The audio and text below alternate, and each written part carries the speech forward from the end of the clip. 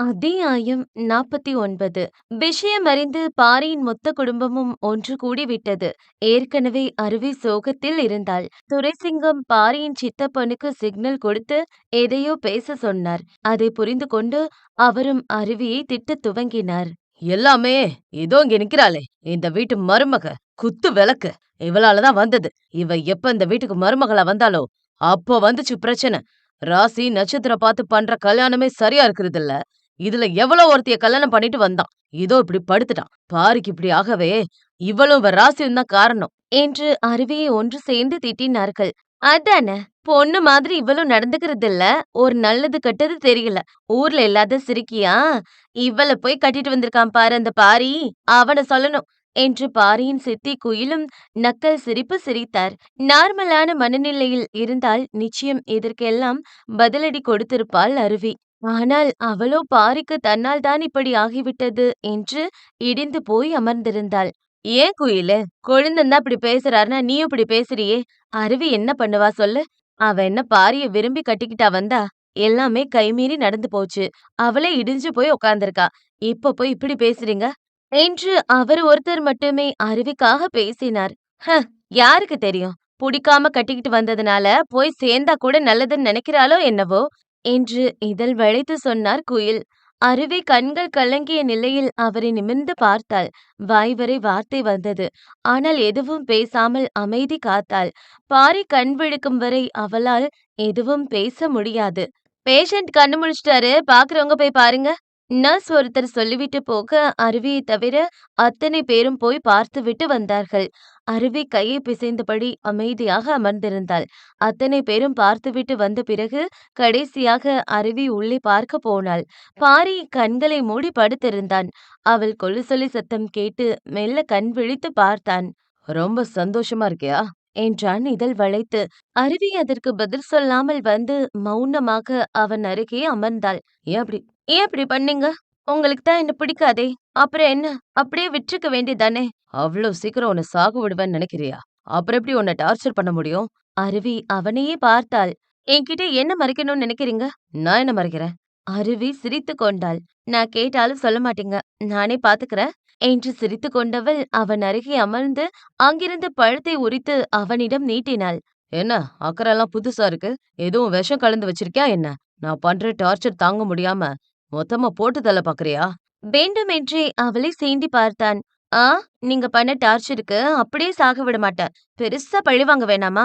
தின்னுங்க என்று என்று அந்த பழத்தை அவன் வாயில் திணித்து விட்டாள். பாரி அவளையே பார்த்தான். என்ன லுக்கு? ஆ, நீதான் பிளட் குடுத்தியாமே. அ அப்படியே சொன்னாங்க. என்னடி ட்ரை பண்ற? என்ன மயக்கலான்னு பாக்குறியா? நீங்க தான் பெரிய விஸ்வாமித்திரர் ஆச்சே. அவ்ளோ சீக்கிரம் மயங்கிருவீங்களா என்ன? என்றாள் இமைகள் தாழ்த்தி. பாரியின் கடையோர இதழில் புன்னகை எட்டி பார்த்தது. அருவிக்கு சந்தேகமே இல்லை. நிச்சயம் அவன் தமிழ்தான். ஆனால் ஏன் தன்னிடம் மறைக்கிறான்? எதற்கு முற்றிலும் மாறி போயிருக்கிறான்? ஆபத்தின் விளிம்பில் அவன் உயிர் கொடுத்து அவளை காப்பாற்றிய நொடி அவன் சொன்ன ஹனி என்ற வார்த்தை சொல்லிவிட்டது அவன் தமிழ் என்று. ஆனால் இந்த பிம்பத்தின் பின்னே இருக்கும் மர்மம் என்னவென்பதுதான் அவளுக்கு புரியவில்லை. சில விஷயத்தை அவள் தெரிந்து கொள்ள வேண்டும். அதற்கு பின் முடிவு செய்யலாம் என்று எண்ணிக்கொண்டாள். என்ன பெரியப்பா இப்படி ஆயிடுச்சு? எப்படியாவது அவளை போட்டு தள்ளலான்னு சொன்னீங்க. ஆனா இங்க என்னன்னா வேற என்னமோ நடக்குது. உங்க பேரன் அவளை பழிவாங்க கல்யாணம் பண்ணிட்டு வந்த மாதிரி தெரியல. அவளை விரும்பி கட்டிக்கிட்ட மாதிரி தான் தெரியுது. இப்படியே விட்டா இவதான் இனி எல்லாமேன்னு சொல்லி அவ கையில கொத்து சாவிய கொடுத்தாலும் கொடுத்துருவான் உங்க பேரன் என்று இலக்காரம் செய்தார் சேந்தன். துரைசிங்கம் தாடியை தடவி கொண்டார். இந்த சிங்கம் ஒரு விஷயத்த முடிவு பண்ணா அது கண்டிப்பா நடக்கும். இதுவரைக்கும் அது மாறுனதே கிடையாது. அந்த மாதிரி தான் இதுவும். அவ சாவு நடக்கும். அவளை கொல்லாம விட மாட்டேன். இந்த சிங்கம் ஒரு விஷயத்த முடிவு பண்ணா அது கண்டிப்பா நடக்கும். இதுவரைக்கும் அது மாறுனதே கிடையாது. அந்த மாதிரி தான் இதுவும். அவ சாவு நடக்கும். அவளை கொல்லாம விட மாட்டேன் என்று ஆத்திரம் பொங்க கத்தினார் சிங்கம். மீனாட்சி ஸ்கூல் முடிந்து அந்த பக்கம் வரும்பொழுது யதார்த்தமாக கார்த்திக் வந்ததைக் கண்டு வண்டியை நிறுத்தினாள். என்ன கார்த்திக், இங்க என்ன பண்றீங்க? ஒர்க் போகலையா? ஆ, இல்ல மீனாட்சி, நைட் ஷிஃப்ட். சும்மா வாக் வந்தேன். இந்த நேரத்திலயா? தோணுனா போக வேண்டியதானே. என சிரித்து கொண்டவனின் கண்கள் வழக்கம் போல் அவளை விழுங்குவது போல பார்த்தது. சரி, ஓகே, கேக்குறேன், தப்பா எடுத்துக்காதீங்க. உங்களுக்கு பொண்ணு பார்த்தாச்சா? யதார்த்தமாய் தெரிந்து கொள்ளும் நோக்கத்தில் கேட்டாள் மீனாட்சி. கார்த்திக் பார்வை அவளை மேய்ந்தது. அதத்தானே பார்த்துட்டே இருக்கேன். என்று அவளை விழுங்கும் பார்வை பார்த்தவன் இல்லை என்று தலை சாய்த்தான். ஏன் கார்த்திக் வீட்ல பொண்ணு பார்க்க சொல்லலையா? ஆ பார்க்குறேன்னு தான் மீனாட்சி சொன்னாங்க. ஆனா என்னமோ தெரியல. எனக்கு பிடிக்கல. என்னடா இப்படி சொல்றேன்னு நினைக்காதீங்க. எனக்கு உங்கள மறக்கிறது அவ்ளோ சுலபம் இல்லன்னு தோணுது. நானும் எப்படியாவது உங்கள மறக்கலான்னு தான் முயற்சி பண்றேன். ஆனா பாருங்க, அது என்னால முடியல. என்று பெருமூச்சு விட்டான் கார்த்திக். மீனாட்சிக்கு என்னவோ போல் இருந்தது. என்ன மன்னிச்சிடுங்க கார்த்திக். நான் உங்க மனசுல ஆசைய வளர்த்திருக்க கூடாது. ஆனா புடிக்காத வாழ்க்கைய ஏத்துக்கிட்டா உங்களுக்கும் கஷ்டம், எனக்கும் கஷ்டம் பாருங்க. என்றால் மனதில் உள்ளதை மறைக்காமல். அப்ப என் கூட வாழ்ந்தா அது உனக்கு பிடிக்காத வாழ்க்கை. அப்படித்தானே? மவளே, இதுக்காக நீ கண்டிப்பா வருத்தப்படுவடி. உள்ளே கருகிக் கொண்டவன் வெளியே சிரித்து வைத்தான். மீனாட்சி, ஒரு நாள் என் கூட லஞ்ச் சாப்பிட வாங்களேன். வர வீக் என்னோட பர்த்டே. கல்யாணம் ஆயிருந்தா உங்களுக்கு பெருசா பார்ட்டி வைக்கலாம்னு நெனச்சேன். ஆனா அதான் நடக்கல. பரவால்ல, கல்யாணம் ஆகலைன்னா என்ன? ஒரு ஃப்ரெண்டா நீங்க என் கூட டின்னர் வரலாமே. என்றான் சிறு புன்னகையுடன். மீனாட்சிக்கு இது சரியாக படவில்லை. தப்பா எடுத்துக்காதீங்க கார்த்திக். எனக்கு இதுல விருப்பம் இல்ல. ஏன்னா என்னதான் இருந்தாலும் நம்ம 2 பேருக்கும் நிச்சயம் முடிவாகி நின்னு போயிருக்கு. என்ன மறக்க முடியலன்னு வேற சொல்றீங்க. இந்த நிலைமையில நான் உங்க கூட வந்து லஞ்ச் எடுத்துக்கிறது சரியா இருக்காது. என்று உண்மையை சொல்லிவிட்டாள். அது பொது இடமாக இல்லாமல் இருந்திருந்தால் அவள் பேசும் பேச்சுக்கு அவளை பொழந்திருப்பான் கார்த்திக். ஆனால் காரியம் ஆகும் வரை கொஞ்சம் மௌனம் காக்க வேண்டும் என்று முடிவு செய்தான். என்ன மீனாட்சி இப்படி சொல்றீங்க? அப்போ உங்களுக்கு என் மேல உள்ள நம்பிக்கை அவ்வளோதானா? உங்க முடிவுக்கு மரியாதை குடுத்து நான் ஒதுங்கி நின்னேன். ஆனா நீங்க என் கூட ஒரு லஞ்ச் சாப்பிட கூட தயாரா இல்ல. பரவால்ல மீனாட்சி. எனக்கு அவ்வளோதான் லக்குன்னு நெனச்சுக்கிறேன். என்று முகமெங்கும் சோகமாய் இருப்பது போல் காட்டிக்கொண்டான். அதே நேரம் அந்த பக்கம் சர்வீஸ் செய்த பைக்கை ட்ரையல் பார்க்க மாறனும் பாண்டியும் ஓட்டி செல்லும் பொழுது இவர்கள் இருவரும் நின்று பேசிக் கொண்டிருப்பதை பார்த்து வண்டியை பிரேக் போட்டு நிறுத்தினான் பாண்டி. அங்கே பாரு மாப்ள, தங்கச்சி சகல கூட பேச்சுவார்த்தை மேற்கொள்ளுது. என்று பாண்டி சொன்னதை கேட்டு மாறன் கண்கள் அவர்கள் பக்கம் திரும்பியது. பேசுனா பேசிட்டு போட்டும். அதுக்கு இப்ப என்னடா? என்ன மச்சி நீ இவ்ளோ அசால்ட்டா இருக்க? எனக்கு என்னமோ இவன் பார்வையே சரியில்லன்னு தோணுது. நல்லா பாரு. அவன் தங்கச்சிய பாக்குற பார்வையே வேற மாரி இருக்கு. நிச்சயம் வரைக்கும் போன ஒரு பொண்ண அவ்ளோ ஈஸியா விட்டு குடுக்க அவன் என்ன லூசா? நானும் பாத்துட்டு தான் இருக்கேன். இவன் அடிக்கடி நம்ம மீனாட்சி பின்னாடி ஃபாலோ பண்ணி சுத்துறான். என்னமோ தப்பா இருக்க மாரி இருக்குடா. டேய், நீ ஓவரா கனவு காணாத. அவன் சாதாரணமா தான் பேசுறான். நீ நினைக்கிற மாரி ஒண்ணும் இல்ல. ஒருவேளை அவங்களுக்கு மறுபடியும் புடிச்சா என்று மேற்கொண்டு மாறன் பேசும் முன் இடைமறித்தான் பாண்டி. அப்போ உனக்கு மீனாட்சி மேல விருப்பம் இல்லன்னு நடிக்க போறியா? அத மத்தவங்க நம்பலாம். ஆனா இந்த டீலக்ஸ் நம்ப மாட்டான். அவன் ஆளும் சரியில்ல, பார்வையும் சரியில்ல. அவ்வளவுதான் சொல்லுவேன் பாத்துக்க. என்று வண்டி எடுத்தான் பாண்டி. அப்பொழுது மாறனின் விழிகள் அவர்கள் பக்கம் திரும்பியது. குறிப்பாக கார்த்திக் பக்கம். பாண்டி சொன்னது போல் அவன் பார்வை மீனாட்சி மீது அத்துமீறுவதை அவனும் கவனித்தான். மாறனின் புருவம் சுருங்கி விரிய கார்த்திக்கை உற்று பார்த்தபடி அங்கிருந்து சென்றான். அத்தியாயம் 50. பாரியின் அருகே இருந்து அவனை கவனித்துக் கொண்டாள் அருவி. அவன் உடல்நிலை கொஞ்சம் தேறி இருந்தது. 2 நாட்கள் ஆனவுடன் மறுபடியும் யார் பேச்சையும் கேட்காமல் வேலை என்று கிளம்பிவிட்டான். அருவி குழப்பமாக இருந்தாள். அவள் இதை அழகியிடம் கேட்டால்தான் முடிவு கிடைக்கும் என்று அவரிடம் சென்று விசாரித்தாள். அடி, எங்கடி கூட்டிட்டு போற? கைய விடுடி என்று அழகியோ அவள் பின்னே நடக்க முடியாமல் ஓடினார். மாமியாரே, நான் கேக்குறதுக்கு மறைக்காம யோசிச்சு பதில் சொல்லுங்க. அப்படி என்னடி கேட்க போற? பாரிய பத்தி தான். சரி கேளு. பாரி கூட பிறந்தவங்க ட்வின்ஸ் பசங்க யாரும் இல்ல தானே? அந்த மாதிரி எதுவும் இல்ல. ஏண்டி? சரி, இன்னொரு விஷயம் சொல்லுங்க. ஒரு சில மாசத்துக்கு முன்னாடி பாரி இந்த ஊர்ல இருந்தாரா? இல்ல வேற எங்கேயாவது போயிட்டு வந்தாரா? இங்க தாண்டி இருந்தான். நல்லா யோசிச்சு சொல்லுங்க மாமியாரே. ஆ, சில மாசத்துக்கு முன்னாடி பாரி இங்க இல்ல. வெளியூர் போயிட்டான். அது இப்போன்னு இல்ல அருவி. வருஷம் ஒரு சில மாசம் மட்டும் பாரி யார்கிட்டயும் சொல்லாம எங்கேயாவது போயிடுவான். ஏன் எதுக்குன்னு நாங்களும் கேட்க மாட்டோம். அவனும் சொல்ல மாட்டான். ஏன்? என்னாச்சு அருவி? ஏதாவது பிரச்சனையா என்ன? இ இல்ல மாமியாரே. எனக்கு இன்னொரு விஷயமும் தெரியணும். நான் இந்த வீட்ல ஒரு ரூம் பூட்டி இருக்கிறத பார்த்தேன். அந்த ரூமுக்குள்ள என்னால போக முடியல. சாவி கிடைக்குமா? ஏது 2வது மாடியில ஒரு ரூம் இருக்கே, அதுவா? அதுக்குள்ள பல வருஷமா யாரும் போறதில்ல. நான் சாவி இருக்கான்னு தேடி பார்க்கிறேன் அருவி. மாமியாரே, இன்னும் ஒரு விஷயத்துக்கு மட்டும் பதில் சொல்லுங்க. பாரியோட அம்மா எப்படி இருந்தாங்கன்னு உங்களுக்கு தெரியுமா? அவங்க மலையில இருந்து விழுந்து இறந்து போயிட்டாங்கன்னு சொல்வாங்க. நான் அவங்கள பார்த்தது இல்ல. அப்ப எனக்கு கல்யாணம் ஆகல. அது மட்டும் இல்லாம அவங்க நிறைமாச கர்ப்பிணியா இருந்ததாவும் சொல்வாங்க. என அவர் தனக்கு தெரிந்ததை சொன்னார். அருவி யோசனையுடன் மாடி நோக்கி வந்தாள். அவள் சந்தேகம் நிரூபணமானது. தமிழ்தான் பாரி. ஆனால் எதற்கு அவன் தன்னிடம் மறைக்க வேண்டும்? எதற்கு நடிக்க வேண்டும் என்பதுதான் அவளுக்கு புரியவில்லை. அவள் திடீரென்று பாரியின் அம்மாவை பற்றி விசாரித்ததற்கு காரணம், இந்த 2 நாளாய் உறங்கும் பொழுது பாரி அவன் அம்மாவை பற்றி எதையோ உளறிக் கொண்டிருந்தான். அதிலிருந்தே அவன் எந்த அளவுக்கு அவன் அம்மா மீது பாசம் வைத்திருக்கிறான் என்று அவளுக்கு புரிந்தது. இதுவரை பாரியின் அப்பா மற்றும் அம்மா பற்றிய தகவல்கள் அவளுக்கு புரியாத புதிராகவே இருக்கிறது. அவர் சாவில் நிச்சயம் மர்மம் இருப்பதும் அவளுக்கு புரிந்தது. அருவி மாடி நோக்கி வரும்பொழுது பாரி மறந்து வைத்த பொருளை எடுப்பதற்காக ரூமுக்கு வந்திருந்தான். "வாடி மாப்ள, வசமா சிக்குனடி நீ. என்கிட்டயே நாடகம் ஆடுறியா?" என்று பாரி அங்கிருந்து கிளம்பும் முன் அந்த ரூமை பூட்டி சாவியை கையில் எடுத்தாள் அருவி. "ஏய், என்னடி பண்ற? தள்ளி நில்லு, சாவிய குடு. நான் முக்கியமான வேலையா வெளியில போகணும்" என்றான் பாரி அவசரமாக. "ஏன் சார் என்ன கலெக்டர் உத்தியோகத்துக்கா போகப் போறீங்க?" "என்னடி வாய் நீளுது?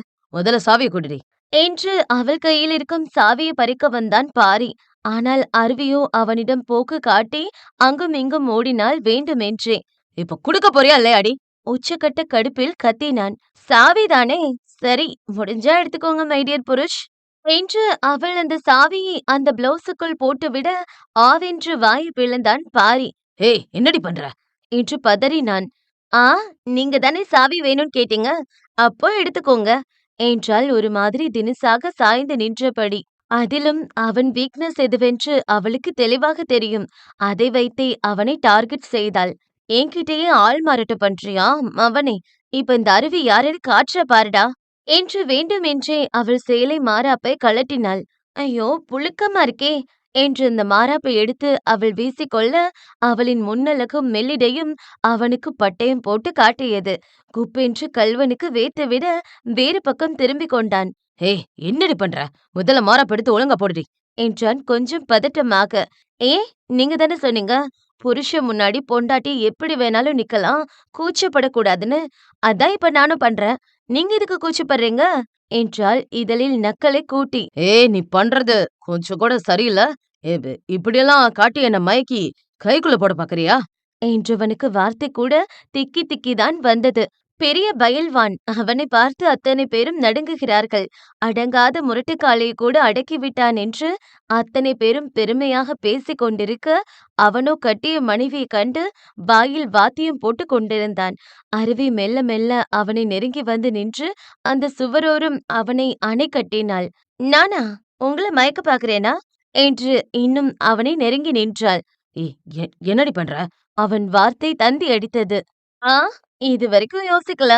ஆனா இப்ப ட்ரை பண்ணலான்னு இருக்கேன்" இதழில் சிறு புன்னகையை தவழ விட்டபடி சொன்னாள். "எ- என்ன ட்ரை பண்ணலான்னு இருக்க?" "ஆ, உங்கள மயக்கத்தான்" என்றவள் மெல்ல அவன் நெற்றியில் தவழும் முடியை விலக்கி விட்டாள். "ஏய்யா, இப்படி ஏணி மரமாட்ட வளர்ந்து நின்னா நான் எப்படியா கிஸ் அடிக்க முடியும்?" அவன் தாடியை பிடித்து இழுத்தபடி கேட்டாள். "என்ன?" அவன் விழிகள் இரண்டும் அதிர்ச்சியுடன் விரிந்தது. அவன் தமிழ் உருவத்தில் இருக்கும்போதே அவனை தமிழென்று எண்ணி விழுந்தவள், இப்பொழுது அவன் தமிழ் என்று கன்ஃபார்ம் ஆன பிறகு சும்மா இருப்பாளா என்ன? அவள் மூளைக்கு புரிந்தது, அவன் தவறு செய்திருக்கிறான், கொலை செய்திருக்கிறான் என்று. நிச்சயம் அவன் செய்த தவறுக்கான தண்டனை அவனுக்கு கிடைக்க வேண்டும். ஆனால் அதே சமயம் அவன் நிச்சயம் கெட்டவன் இல்லை. அவன் கெட்டவன் ஆக்கப்பட்டிருக்கிறான் என்பதும் அவளுக்கு புரிந்தது. முதலில் அவனுக்குள் இருக்கும் கெட்டவனை அழிக்க வேண்டும். அதற்குப் பின் அவனை சரி செய்ய வேண்டும் என்று நினைத்தாள். இந்த முறை அவனை விட்டு விலகி ஓடாமல் அவனுடன் இருந்த தவறை புரிய வைக்க எண்ணினாள். அவள் நெருக்கத்திலும் முக்கியமாக அடித்து பார்க்கும் அவள் விழிகளிலும் அவன் கொஞ்சம் தடுமாறினான். "தள்ளிப்போ, நான் போகணும்" என்றான் எங்கோ பார்த்தபடி. "அப்படியா? அதை என் கண்ண பார்த்து சொல்லு" என்று இன்னும் அவனை நெருங்கி நின்றவள் அவள் கால்களில் உள்ள 10 விரலையும் அழுத்தி ஊன்றி குதிங்காலை தூக்கி கொஞ்சம் ஏக்கி நின்றாள். பாரியின் இதயம் வேகமாக துடிப்பதை அவனால் உணர முடிந்தது. அப்படியே அவள் கைகள் இரண்டையும் அவன் கழுத்தில் போட்டு கட்டிக்கொண்டவள் மெல்ல அவன் இதழை நோக்கி நெருங்கினாள். அவன் இதயம் லப்டப் லப்டப் என அடித்துக் கொண்டது. சூடான மூச்சு காற்று வெளியேற பெண்ணவள் இதழ் அவன் இதழ்களில் படப்போன சமயம் பட்டென்று பெண்ணவளை அந்த மெத்தையில் தள்ளிவிட்டவன் படபடவென்று அந்த கதவை உடைத்துவிட்டு அங்கிருந்து ஓடினான். அருவிக்கு குபீர் என்று சிரிப்பு வந்துவிட்டது. பாவி பையன் என்கிட்ட வாய்ஸ கூட மாத்தி தான் பேசியிருக்கான். எங்க அடாவடி அட்ராசிட்டி பையன். அங்கே அம்மாஞ்சி ஹீரோவா? இன்னும் என்னெல்லாம் பண்ணிருக்கானோ? என்று கன்னத்தில் கை வைத்துக் கொண்டவளுக்கு அவன் பதட்டத்தில் ஓடியதைக் கண்டு இன்னும் சிரிப்பு வந்து தொலைந்தது. அதே சமயம் வேக எட்டுக்களுடன் அவசரமாக வேர்க்க விறுவிறுக்க ஓடிய பாரி பட்டென்று அவன் தாத்தா மீது மோதி நின்றான். அப்பொழுது அவன் கழுத்தில் போட்டிருந்த அருவியின் செயின் அவளிடமிருந்து கடனுக்காக எடுத்துக்கொண்டது கீழே அறுந்து விழுந்தது. பாரே நில்லுப்பா. செயின் அறுந்து விழுந்துருச்சு பாரு. செயின் கழண்டு விழுகிறது கூட தெரியாம போறான். இவனை என்ன சொல்றது? என்று குனிந்து அந்த செயினை எடுத்த சிங்கம் முதலில் அதை சரியாக கவனிக்கவில்லை. ஆனால் கொஞ்சம் உற்று கவனிக்கும் பொழுது அவர் கண்களில் ஒரு பெரிய அதிர்ச்சி. அவர் கண்களை அவராலே நம்ப முடியவில்லை. இது அதுதானே. என்று பெரும் அதிர்ச்சியுடன் சொல்லிக் கொண்டிருந்த சமயம் அந்த செயினை அவர் கையில் இருந்து வாங்கினான் பாரி. மன்னிச்சிடுங்க தாத்தா, கவனிக்கல. என்று பாரி செயினை வாங்கி திரும்பி நடக்கும் வேளை அவனை தடுத்து நிறுத்தியது அவர் குரல். பாரே, இந்த செயின் உனக்கு எங்க கிடைச்சது? ஆ, அது வட்டிக்காக எடுத்துக்கிட்ட தாத்தா. என்றவன் அதற்கு மேல் அதை பற்றி தெளிவாக சொல்லவில்லை. அதே சமயம் அவர் கண்களில் இருந்த வன்மத்தையும் அவன் கவனிக்கவில்லை. அப்போ இன்னும் அவங்க சாகலையா? என்றவரின் இதழ்கள் வன்மத்துடன் சிரித்துக் கொண்டது. அவருக்கு இத்தனை வருடம் கடந்திருந்தாலும் அந்த சம்பவமும் கடைசியாக மாறன் கழுத்தில் அவர் போட்டுவிட்ட அவரின் தங்கச் செயினும் தெளிவாக ஞாபகம் இருந்தது. இந்த செயின் இருக்குன்னா நிச்சயம் அவங்களும் இன்னும் இருக்காங்க போலயே. என்று அந்த வெள்ளை முடியுடன் கூடிய தாடியை தடவிக் கொண்டார் வன்ம சிரிப்புடன். அத்தியாயம் 51. என்ன பெரியப்பா சொல்றீங்க? அப்ப இன்னும் அவங்க உயிரோட இருக்காங்கன்னு சொல்றீங்களா? சேந்தன் அதிர்ச்சி விலகாமல் கேட்டார். அது இன்னும் கொஞ்ச நேரத்துல தெரிஞ்சிடும். என்று சிங்கம் யாரையோ எதிர்பார்த்து காத்திருந்தார். அப்பொழுது பவ்யமாய் தலைமுடி நரைத்த ஒருவர் வந்து அவர்கள் முன்னே நின்றார். ஐயா, வர சொன்னீங்களாமே. வா முத்து, உன்கிட்ட ஒரு விஷயம் ஒண்ணு கேட்கணுமே. சொல்லுங்கய்யா, பவ்யமாக சொன்னார். 22 வருஷத்துக்கு முன்னாடி உன்கிட்ட ஒரு வேலைய கொடுத்தேன். நீ அத பண்ணிட்டேன்னு சொன்னியே, அது உண்மையா? என்றார் அங்கிருந்த கத்தியை பட்டை தீட்டியபடி. இவ்வளவு நேரம் அவர் முகத்தில் இருந்த அதே புன்னகை மறைந்து முகமெங்கும் வேர்த்து எச்சில் விழுங்கிக் கொண்டார் அவர். அ, ஐயா, பம்மினார். சொல்லு முத்து. நான் குடுத்த வேலைய முடிச்சிட்டேன்னு சொல்லி என்கிட்ட பணம் வாங்குனல்ல, வேலைய முடிச்சியா? என்றபடி அந்த ஷார்ப்பான கத்தியை எடுத்துக்கொண்டு அவனை நெருங்கினார் அவர். அவர் எச்சில் விழுங்கிக் கொண்டு அடுத்த நொடி சிங்கத்தின் காலில் விழுந்து கதறினார். ஐயா, என்ன மன்னிச்சிடுங்க. அன்னைக்கு அந்த பையன தொரத்தி ஓடுனேன். ஆனா அதுக்குள்ள அந்த பையன் அந்த குழந்தைய தூக்கிட்டு ஓடிட்டான் ஐயா. அவங்கள விட்டுட்டேன்னு சொன்னா நீங்க என்ன கொன்னு போட்டுருவீங்கன்னு பயந்துதான் ஐயா அவங்கள கொன்னு தூக்கி போட்டேன்னு சொன்னேன். ஆனா அவங்க தப்பிச்சு போயிட்டாங்க ஐயா. பயத்துல பொய் சொல்லிட்டேன். என்ன ஒண்ணும் பண்ணிராதீங்க ஐயா. நான் புள்ள குட்டிக்காரன். என்ன விட்டுருங்க ஐயா. இன்னும் ஒரு வாரத்துல என் புள்ளைக்கு கல்யாணம் வச்சிருக்கேன். விட்டுருங்க ஐயா. என்று சிங்கத்தின் காலில் விழுந்து கதறி அழுதார் அவர். சிங்க முகம் மாறியது. தப்பு பண்ணிட்டேன் முத்து.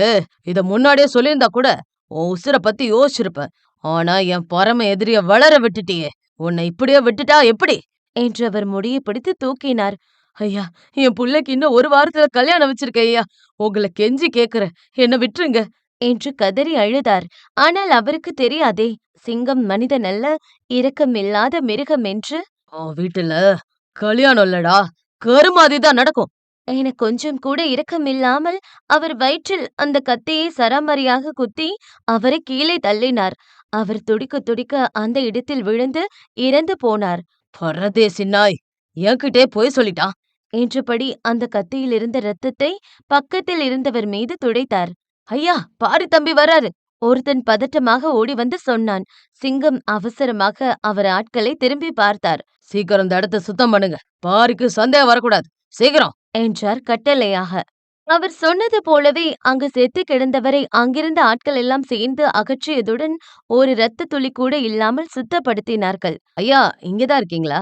ஒரு முக்கியமான விஷயமா பேசணும். என்று மில் விஷயமாக பத்திரப்பதிவு பற்றி பேசிவிட்டு அவன் அங்கிருந்து நகரலாம் என நினைக்கும் பொழுது ஏதோ ஒரு உந்துதலில் திரும்பி பார்த்தான் பாரி. அங்கிருந்தவன் சட்டையில் இரத்த கரை இருந்தது. அதுவும் சிங்கம் சற்று முன்பு அவன் சட்டையில் துடைத்த இரத்தம் அது. என்ன சட்டையில ரத்தம்? ஏதாவது பிரச்சனையா தாத்தா? முட்டா பசங்க, அத மறந்துட்டாங்களா? ஆ, அது ஒண்ணும் இல்ல பாரி. ரத்தம் இல்ல, பெயிண்ட். பின்னாடி சிவப்பு பெயிண்ட் அடிக்க சொல்லியிருந்தேன். அதான் சட்டையில பட்டுருச்சு போல. அதானடா? என்று அந்த அடியாள் பக்கம் திரும்பி முறைத்து பார்த்தார் சிங்கம். ஆமா தம்பி, பெயிண்ட் தான், அவசரமாக சொன்னான். ஓஹோ, சரி, அப்ப நான் கிளம்புறேன் தாத்தா என்று பாரி போனதும் சிங்கம் நெற்றியை பிடித்தபடி அமர்ந்தார். இத்தன நாளா அந்த சிறுக்கி வயித்துல பொறந்த உசுர கொன்னுட்டாங்கன்னு நெனச்சு சாதாரணமா இருந்துட்டேன். ஆனா இப்ப கொதிக்குது. அவங்கள கொல்லணும். என்றார் மனமெங்கும் வஞ்சத்துடன். சேந்தன் சிரித்துக் கொண்டார். ஹ, எங்க மகன் வயித்து பேரம்பேத்தி இருக்காங்கன்னு தெரிஞ்சதும், நீங்க மனசு மாரி அவங்கள கண்டுபிடிச்சு கொண்டு வந்து கொண்டாடிடுவீங்கன்னு ஒரு நிமிஷம் தப்பா நெனச்சுட்டேன் பெரியப்பா.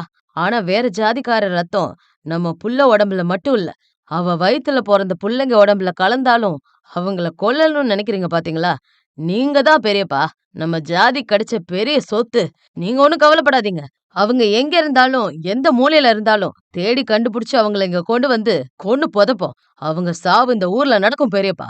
என்று சேந்தன் கெத்தாக சொன்னார். நிச்சயம். பாரி கண்ணு கொடுத்த யாரோ ஒருத்தங்க தான் அந்த செயின வச்சிருந்திருக்கணும். அவங்க தான் அவளோட புள்ளைகளா இருக்கணும். பாரிக்கு சந்தேகம் வராம, அவன் யாருக்கெல்லாம் கடன் குடுத்தானோ, எல்லாரையும் தூக்கி விசாரிங்க.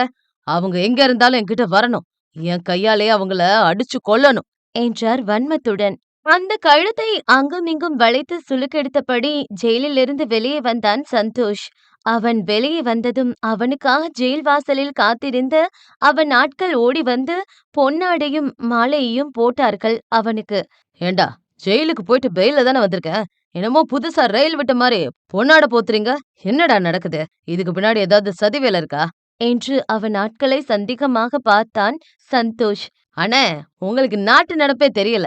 இப்பல்லாம் பெருசா சாதிக்கணும்னா, அதுக்கு முதல்ல ஜெயிலுக்கு போணும். நெஞ்ச நக்குறத முதல்ல நிறுத்துங்கடா.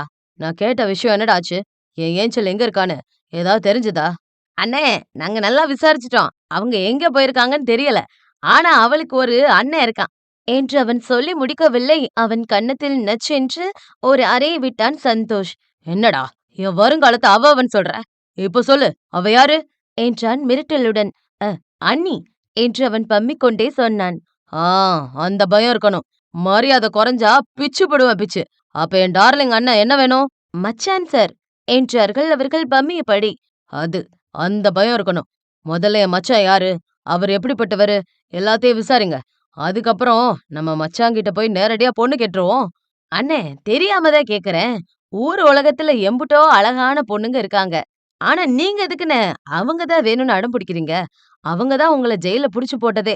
அப்படியும் அவங்க தான் வேணும்னு அடம் பிடிக்கிறீங்க? அடேய், நம்மள பார்த்து பல்லளிக்கிற பொண்ணுங்கள விட, நம்ம பல்ல உடைக்கிற மாரி அடாவடி பொண்ணுங்கள தான்டா கட்டிக்கணும்.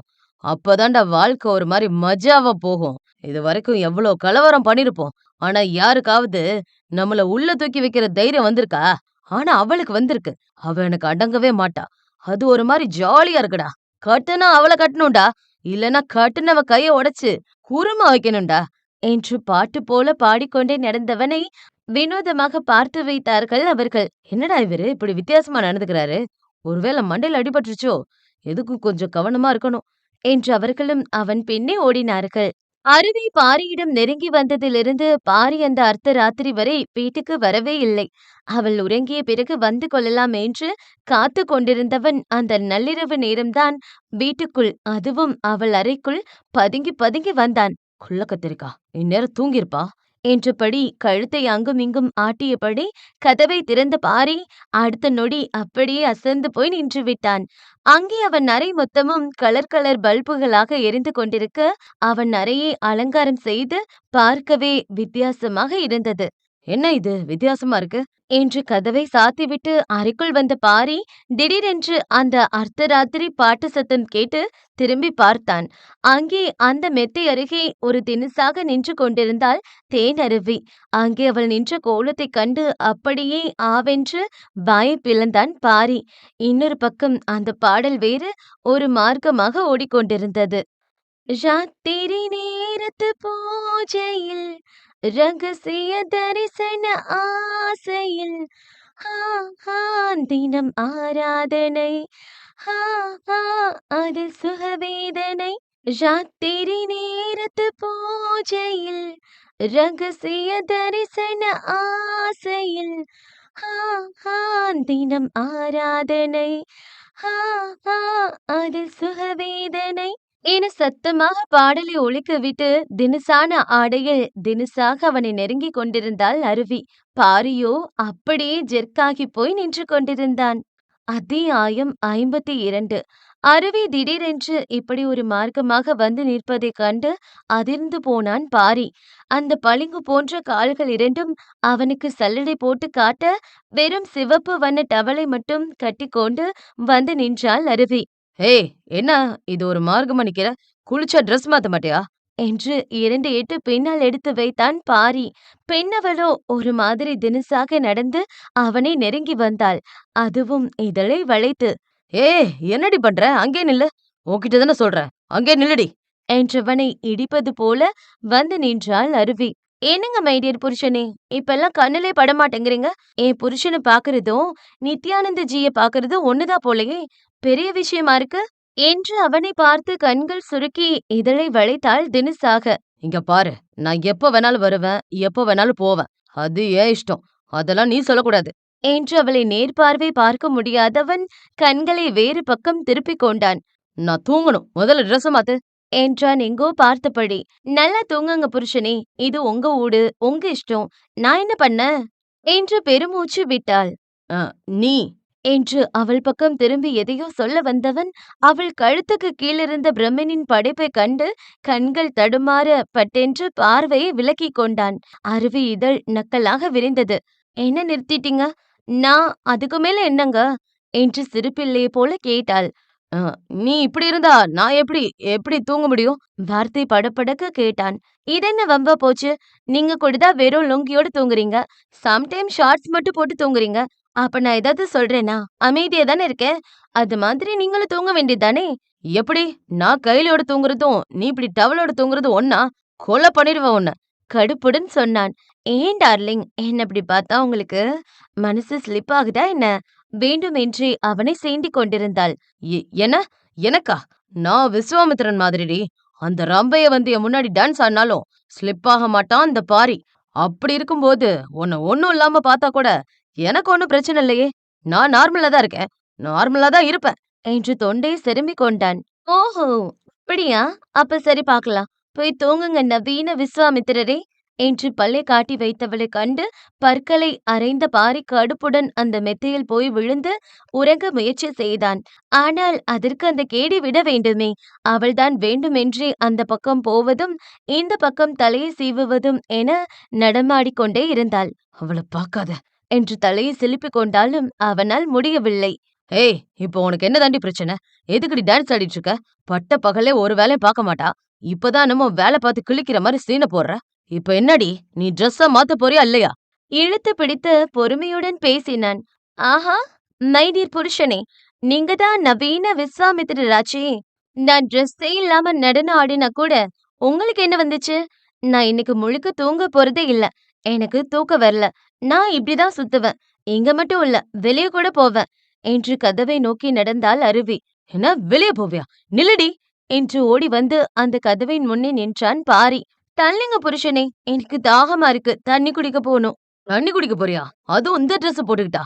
என்ன சோதிக்காதடி, கம்முனு போ. மாட்டேன், எனக்கு தாகம் எடுக்குது, நான் போகணும். ஏய், கண்ணத்தோட சேர்த்து விட்டேன்னு வை, கண்ண பழுத்துரும். இப்படி போவியா? எல்லாரும் இருக்கும்போது ட்ரெஸ் மாத்திட்டு போடி. முடியாதே, உதடு பிதுக்கி சொன்னாள். ஏன் முடியாது? என்ன கொழுப்பா? திமிரு கூடி போச்சுடி உனக்கு. என்ன பத்தி தெரியாது உனக்கு. நான் ரொம்ப மோசமானவன். யார் சொன்னா உங்கள பத்தி தெரியாதுன்னு? யோ என்று அவன் சட்டையை பிடித்து தன்னருகே இழுத்தாள். நீ யார வேணாலும் ஏமாத்தலாம், ஆனா இந்த அருவியை ஏமாத்த முடியாது. நான் பெரிய பெரிய டீனுக்கும் டானுக்கும் டிமிக்கி கொடுத்தவ. நீ எனக்கே டிமிக்கி கொடுக்க பாக்குறல்ல என்று அவன் முகமருகே நெருங்கி நின்றவள் கொஞ்சம் கூட பயமின்றி அவன் கண்களை சந்தித்தாள். பாரி அவளை உற்று பார்த்தான்.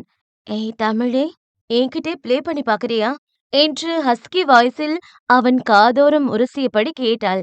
பாரி சிரித்து கொண்டான். தமிழா? யாரடி அவன்? உன் லவ்வரா?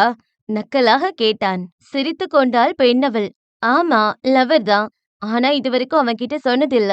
ஆனா இன்னைக்கு லவர்ஸ் டேல இப்போ சொல்லணும்னு தோணுது என்று அவன் கண்களை பார்த்தபடி சொன்னவள், ஐ லவ் யூ தமிழ் என்று சொல்வதற்கு முன் அப்படியே அவள் இடை வளைத்து சுற்றி அந்த சுவற்றோடு அணை கட்டினான் பாரி. அந்த கோவில் முன்னே கிட்டத்தட்ட 1/4 மணி நேரமாய் எங்கோ பார்த்தபடி தயக்கமாக நின்று கொண்டிருந்தான் மாறன். அவன் முன்னே அடிக்கடி வாட்சை பார்ப்பதும் பின் அவன் முகத்தை பார்ப்பதுமாக இருந்தாள் மீனாட்சி. 16 நிமிஷம் 18 நொடி ஆயிடுச்சு. உலக அதிசயமா என்னமோ பேசணும்னு வர சொன்னீங்க. எங்க லவ்வர்ஸ் டே அன்னைக்கு லவ் தான் சொல்லப் போறீங்களோன்னு நானும் ஆர்வமா வந்தேன். ஆனா வந்ததுல இருந்து மௌன விரதம் தான் இருக்கீங்க. பேசுற ஐடியா இல்லையா? இல்ல கூச்சமா இருக்கா? பெருமூச்சு விட்ட மாறன் பொறுமையாக சொன்னான். ஏங்க, நீங்க அவர் கூட பேசாதீங்க. எங்கோ பார்த்தபடி சொன்னான். யார் கூட? மீனாட்சிக்கு புரியவில்லை. அதுதான் உங்களுக்கு பார்த்த மாப்பிள்ளை, அந்த கார்த்திக். மீனாட்சி அவனை சந்தேகமாக பார்த்தாள். அவர் கூட பேசக்கூடாதா? ஏன்? அவர் பேச்சும் பார்வையும் சரியில்லைங்க. அவர் தப்பான நோக்கத்தோட பழகுறாருன்னு தோணுதுங்க. அவர்கிட்ட கவனமா இருங்க. என்றான் கொஞ்சம் தயக்கமாக. எதுக்கு இப்ப திடீர்னு இப்படி சொல்றாரு? என்னவா இருக்கும்? என்று யோசித்து பார்த்தவளுக்கு அப்பொழுது டிங் என்று ஒரு விஷயம் ஞாபகம் வந்தது. ஓஹோ! புரிஞ்சு போச்சுடி மாப்ள. மனசுக்குள்ள என் மேல ஆசை வந்துருச்சு. அதான் நான் அவர்கிட்ட பேசுறது கூட உனக்கு பிடிக்கல. பொறாம பொங்குது சாருக்கு. லவ்வுன்னு தான் சொல்ல வேண்டியதானே செல்லம். இது போதும். இத வச்சு எப்படி உன்னை என் வழிக்கு கொண்டு வரேன்னு மட்டும் பாரு. எனக்கு அவன் கூட பழகுறதுல விருப்பம் இல்லதான். ஆனா, நான் அவர் கூட பேசினா உங்களுக்கு பொறாம வருதுன்னா, இத வச்சு உன்ன மடக்குற செல்லம் என்று எண்ணிக்கொண்டாள். நான் சொன்னது உங்களுக்கு புரிஞ்சிருச்சு தானே? எதுக்கு பேசக்கூடாது? உங்கள லவ் பண்ணேன்னு தான் அவர வேண்டான்னு சொன்னேன். ஆனா நீங்க தான் என்ன லவ் பண்ணலையே! அதனால நான் அவர் கூட பேசினா பேசலன்னா உங்களுக்கு என்ன? இப்ப சொல்றேன். நான் அவர் கூட பேசுவேன். அது மட்டும் இல்ல. அவர் லஞ்ச் குடுக்குறேன்னு சொன்னாரு. அதுக்கும் போவேன். நீங்க தான் லவ் பண்ணலையே! ஒருவேள உங்க மனசுல நான் இருக்கேன்னு சொல்லுங்க. நான் அவர் கூட பேசல. மாறன் வேறு பக்கம் பார்வையை திருப்பினான். ஓஹோ! சொல்ல மாட்டீங்களா? சரி. எப்படி உங்க வாயிலிருந்து உண்மைய வர வைக்கணும்னு எனக்கு தெரியும். மிஸ்டர் மாறன் ஒரு முக்கியமான விஷயம் சொல்லணும். மாறன் என்னவென்பது போல பார்த்தான். I love you Maran! என அவள் அத்தனை பேரின் முன் கத்தி சொல்ல, மாறனோ அமைதியாக அந்த இடத்திலிருந்து விலகி சென்றான். சிரித்துக்கொண்டாள் மீனாட்சி. அவன் சொன்னதை பெரியதாய் எண்ணிக்கொள்ளாதவள், அவன் பொறாமையில் மட்டும்தான் அவனைப் பற்றி தவறாக சொல்கிறான் என்று நினைத்தாள்.